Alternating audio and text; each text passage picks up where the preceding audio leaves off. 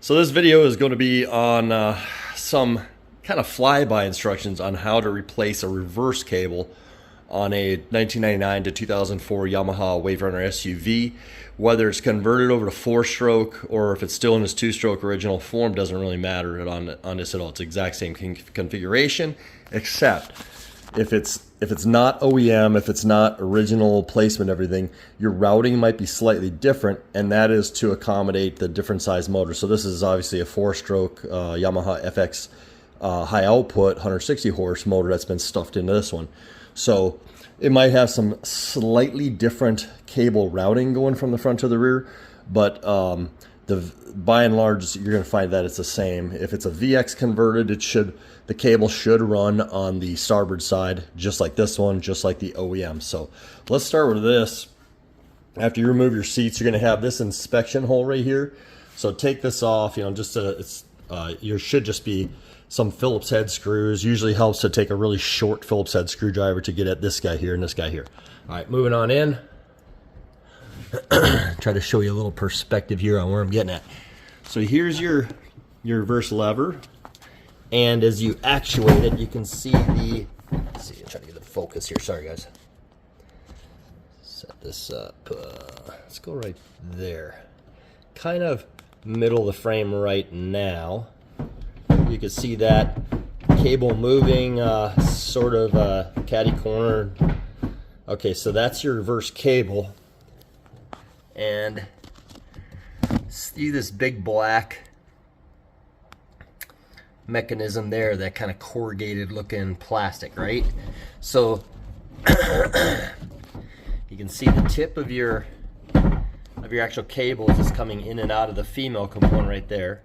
So sorry about got a little upper respiratory infection here as I'm doing this. Seems like every week I get one of these freaking things. So I'm going to come in from underneath. For me, it's easier to go through this opening here and hand upside down, arm tucked away here. If you have the VX110, you have a ton more room in here. So the first thing you're going to do is probably get up in here. Sorry, this is going to be shaky camera work. It's all to it. And you're going to take this barrel, this tip right here, and pull it to the aft. So just grab this tip right here. It's about a 1/2 inch long. Slide it, grab it, pinch it on both sides, and then it will pop off. So all it's doing is it's holding onto this bippy here. And what it is, it's kind of a little bird's mouth with a spring loaded that pops onto there. So now your cable is free on this end. So so right now by doing this, you're doing absolutely nothing. But as you'll notice right there, center frame, see those two bolts?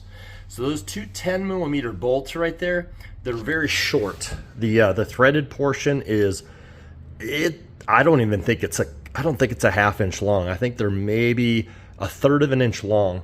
So those are going to be if you're excuse me, if you're OEM, if you've never been removed on your cable yet, these are going to have red thread locked on them. So don't be surprised if they give a little bit of resistance. This is a little, not frail, but this is plastic, so keep that in mind. So you're just going to remove this 10mm and this 10mm here. I'm going to zoom in here so I can actually see this. Hard to see some of this stuff as I'm filming in this little nook, even with my reading glasses on. So, all right, so once you remove this 10mm and this 10mm, you're actually removing this entire stainless steel rectangular piece. And what this is a 2-piece kind of a holster, if you will. So when you pull that and that, this whole thing should pop off of this black plastic. Not should, it will. It's going to pop off of this black plastic mount.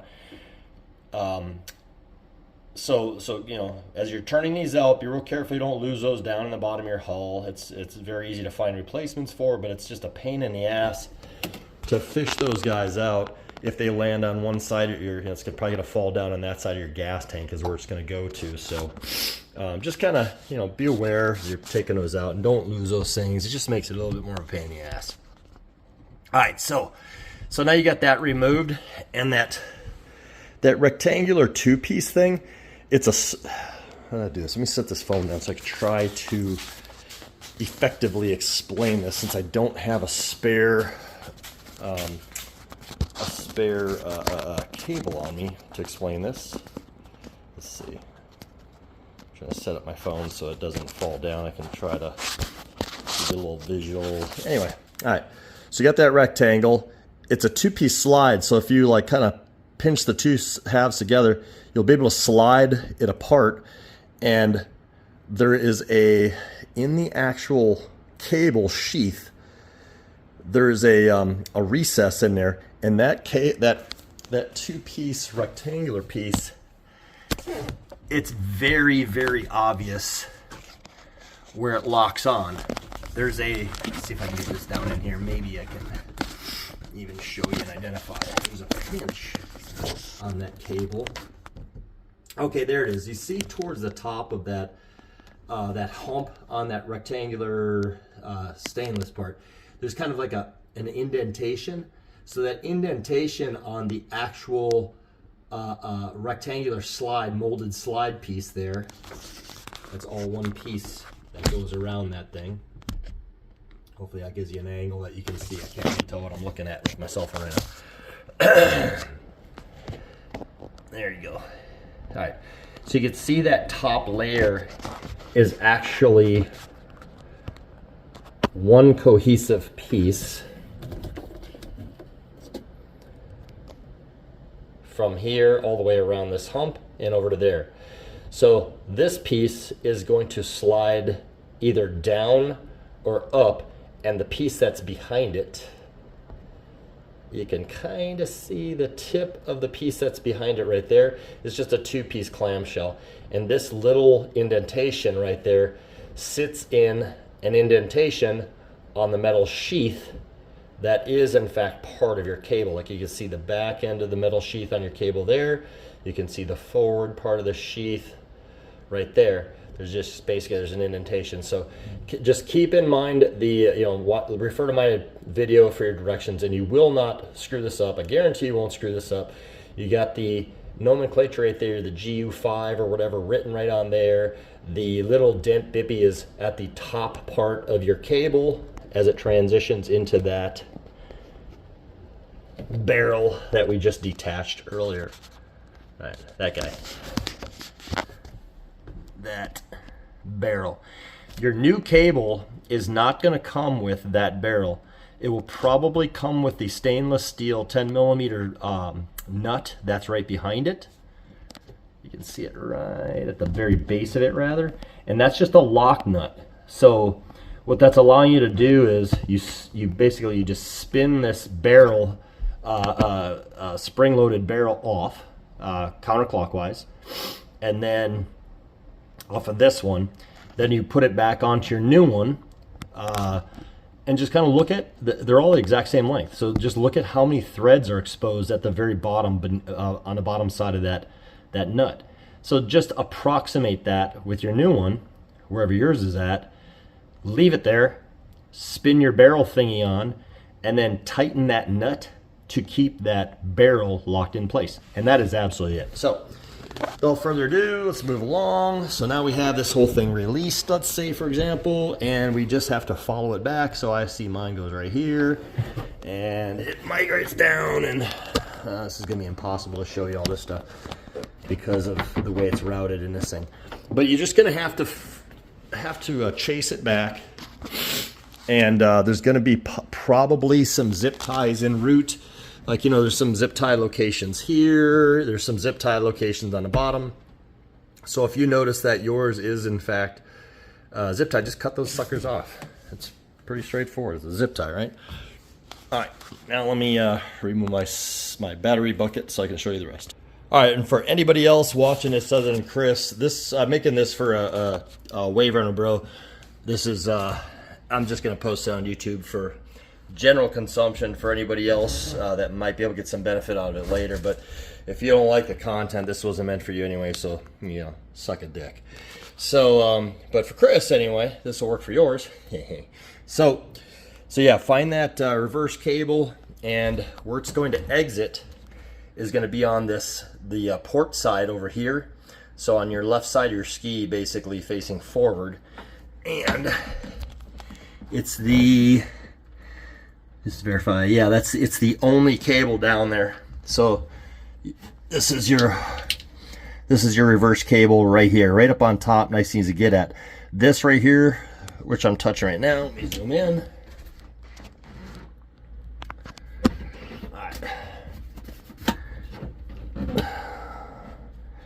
This right here is a plastic nut that's buried in some silicone.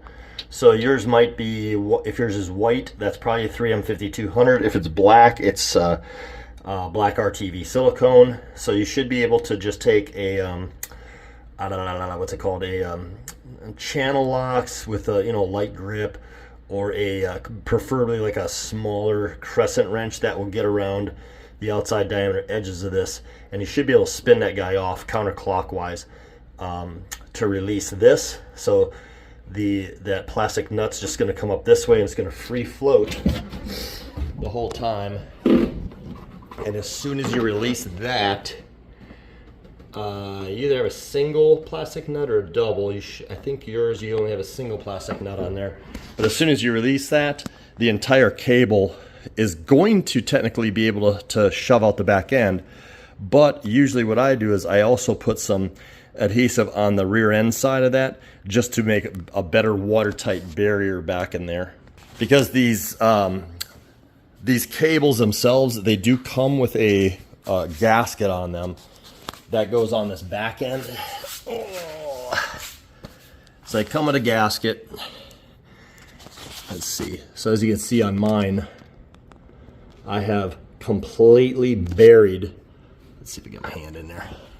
I basically completely buried this thing in 3M5200 around the outside edges. It's because I don't like leaks in my skis. So since I built that ski for me, it's very possible, I think yours has pink stuff on it. So that's going to be not 3M5200, that's going to be PL Marine adhesive from Home Depot or Lowe's is what that should be. So yours should be easier to remove, but it's going to have a barrier of this stuff. So what I would do with yours is take a like a razor knife or something like that. Who cares if you scratch in here? It's so deep in your jet pump, no one's ever going to see it. But I would cut around the base of there, just kind of cut put the point towards the I'm out of focus, towards the hull here, and just kind of carve around it, or get a little small chisel in there, or a flathead screwdriver or something like that, and just start working at that to get rid of it, or to kind of cut that seal. And then what I would recommend, because it's a little bit tight working in here, I would actually recommend just remove your jet pump. So let's see, how can we do this to expedite this a little bit? This video is going to get long. So start with your reverse bucket, pull this guy forward if it's not already off, pull that forward and remove it. Then come in here to this 12mm bolt that's on the side of your jet pump here. This is the hinge point, and you have one right here as well. So just remove those two 12mm. There is a small stainless steel barrel shaped sleeve inside there, because you don't want this grinding on threads, right? So they put a barrel swivel in there. Just set those two 12mm off to the side. Let's see, and then to disconnect this, since that's all free now, you should be able to just lift this guy up and the whole thing should come off. So should free everything up pretty quick. Let's see, what do you do next here? Hang on. And if yours is stuck in the forward position like this, just come around to the side. You can still release this guy off of there the same. Pull this little lever back and you'll be able to, it's a release anyway. So now you should be able to pull this guy out of your way. Next thing, come up here to your trim cable and just do the same thing. You'll pull forward on this slide, pull it off, just set it to the side just like that. Then you've got your steering cable. Let me put this forward. So we're simulating like this reverse bucket's actually out of our way right now. So then you got your steering cable. So that's all that, that's all that is pull this thing off to point your velocity nozzle or thrust nozzle off to your port side. So now you should have a 10 millimeter nut on the bottom. It's going to have a washer.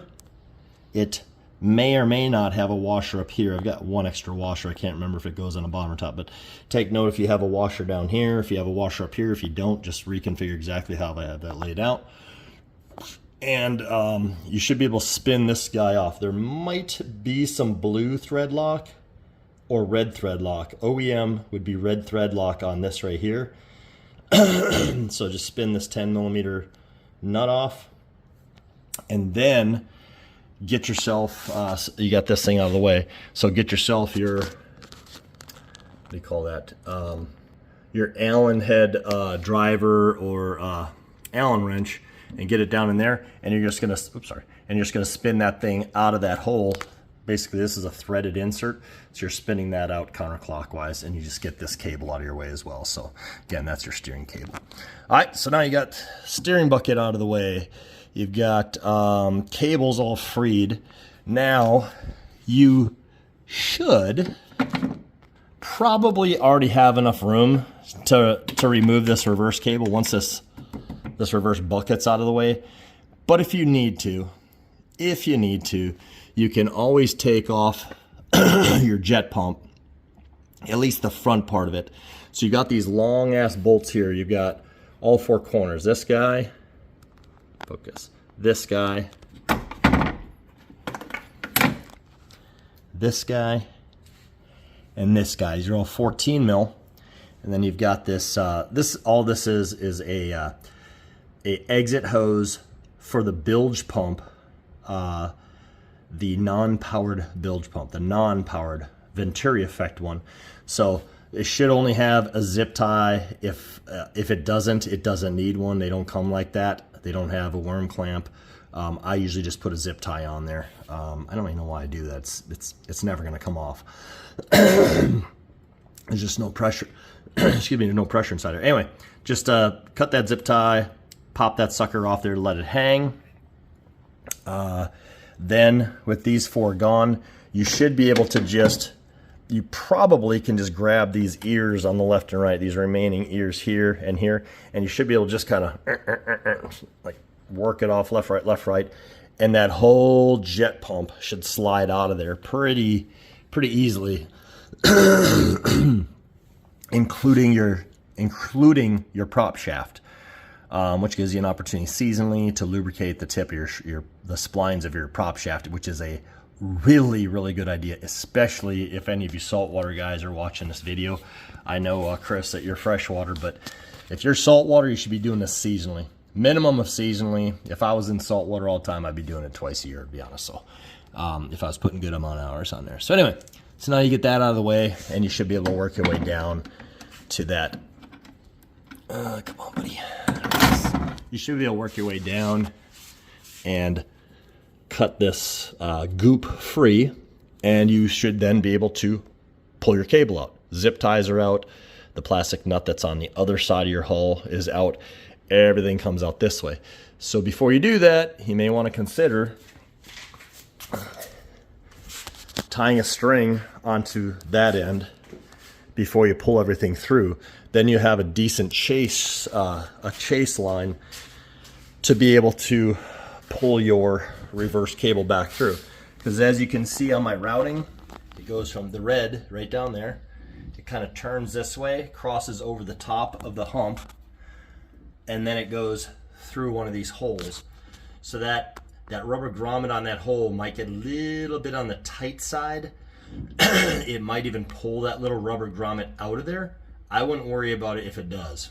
I wouldn't worry about it if there's no rubber grommet there ever. It's just not a big wear and tear. It doesn't, that area doesn't move. There's just not a lot of chatter in that line there, so it's not a big deal in my opinion if that grommet isn't there. Let's see if I can move my vent hose a little bit. See where my line goes. All right, so one of these two lines down here is the reverse cable. I don't see on my particular ski, I don't have any, oh, there's, nope, I don't see any, what do you call it, any zip ties at all, keeping out of the way. Technically, I could have taken it and zip tied it right down there. You see the black zip tie? I could have put that reverse cable through that same loop, but the way this one was laying in here, it's not getting, it goes through the wall on this side, so it never gets anywhere close to the actual, show you that. It doesn't get close to that, you know, it kind of looks like big dental teeth down there in the middle of the screen. That's your eye shaft, your intermediate shaft coupler housing bearing on that mounts to the fiberglass wall, and then that engages the motor's coupler. And as long as nothing's touching that in there, because that's, you know, spinning at, you know, a couple thousand RPMs at least, few thousand RPMs, you just don't want anything getting abraded down in there when you're done. So that's why I've got my systems kind of routed around that thing so that they can't get abraded. So that is it. I mean, and then on the reverse, sorry, when you're putting this thing back in, rather, and a good reason to really get in here and clean this area up, get this, the reason I take these jet pumps out is I'll take this whole area back in here and I'll clean off around it all this goop really well. I'll take one of those Harbor Freight tools. It's a pretty rigid, bristled, round, cup-shaped wire wheel on a cordless drill, and I'll actually put it up against that surface in there, and I'll grind the shit out of that area. I mean, it'll be completely like chewed up around there. But I do that when I do like anything that I do a through-hole sealant on. I'll get in there and just grind that area. I don't care about little scratches. I don't want leaks. So when I did this, and then when you do the inside, opposite to that, I also take one of those stainless steel wire wheel cup-shaped things, and I'll get down on this wall before I put the new cable in, and I'll grind that area, just like get it, you know, nice and abraded, and then I'll take some acetone or brake clean or carburetor cleaner, and I'll clean these surfaces off on this side and the other side, so that I get a really clean and tight mechanical bond when I put my adhesive back on there. So of course you're gonna put either your PL Marine adhesive, your 5200, your 4200, 3M52 or 3M4200. You could use below waterline capable silicone. Make sure it says good for above and below waterline on marine equipment before you do that. And you see how the very middle, I don't have any of that stuff like gooping up the middle there. It's just on the outer edge. It's around the nut. That's just to give me a really damn good seal so I don't get any leaks in that area. So that's about, I think that should suffice for showing you how easy this is. The video is definitely more complex than the project, to be honest. If I was to do this, I'm probably at an hour to an hour and a half. And at the same time, you know, I'm going to do a seasonal lube on my prop shaft since I have the whole jet pump out. I might do a little general cleanup of the threads of something in there, just to make sure everything comes apart nice and easy, you know, because I like to take this stuff apart to keep it all fresh so it never gets locked in place like they do on these old skis typically. So hopefully that helps. Sorry about the long video, but also hope that helps you and or somebody else in the future watching this video.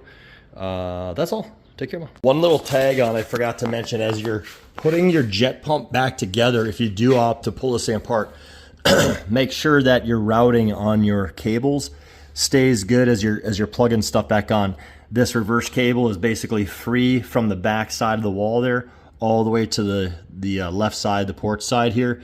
So, but the one that I forget a lot when I'm putting these things together, so this one's going to fall pretty naturally into place. Because it doesn't route through anything, but Let's see, how do I get you to release again? Oh, that's right, can't do that. Hang on. All right, sorry. So as you're putting this steering one into place though, as you're sliding all this stuff in there, make sure that that cable makes it in between this ear and this whole steering area in there. Just make sure that it shoots this gap through there and that it doesn't end up on the outside or on the bottom or something. It's very common to have that happen. So this is really the only one that's not tricky, but that you need to kind of, you know, keep your eye on as you're putting your jet pump back on to make sure it ends up and lands just right there in that space. It's very easy.